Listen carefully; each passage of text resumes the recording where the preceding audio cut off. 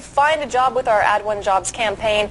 Looking for work is a little bit of a challenge, but it's especially challenging for those that are 50 years old and older, that sort of golden age category.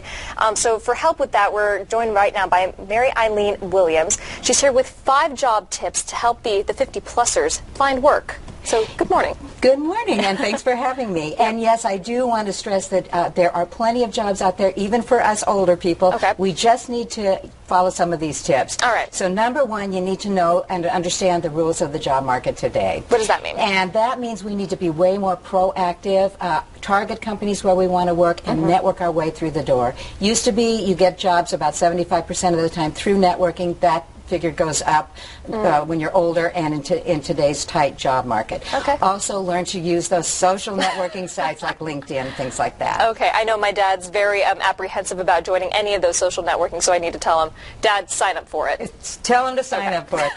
Number 2, you have to be aware of the technical skills you need. If you don't have the technical chops, get them.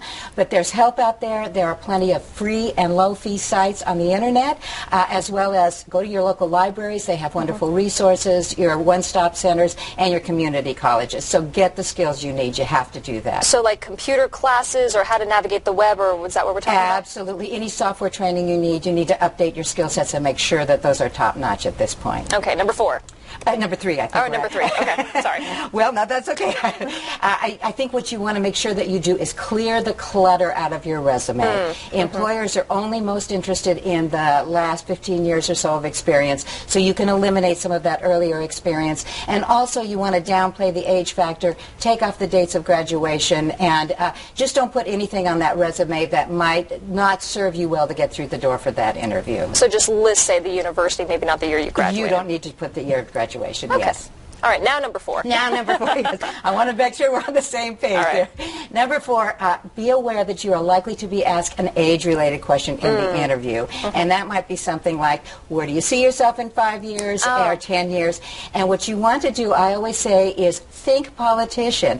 Be positive and vague. Answer the question, but don't necessarily answer the question in great detail. Okay. So you want to say something like, I enjoy what I do. I think I'm good at it. I'm sure you'll provide me many opportunities to increase my skills, and new grow. challenges, Yeah. grow with the company, grow with the position on that. All right, and last but not least? Last but definitely not least, the most important of all, attitude is everything. Come from a position of strength. You have a lifetime of skills. You have wonderful experience. You have a strong network you've built up.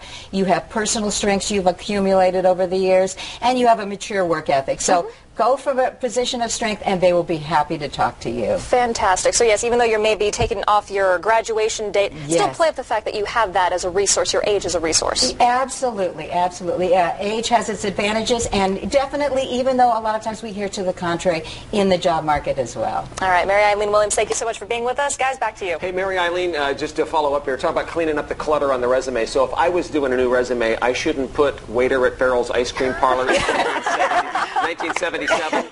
Well, that's definitely your choice, but my suggestion would be you can eliminate those. I don't put babysitter back in 1960 on. All right, very tactfully put. Speaking of being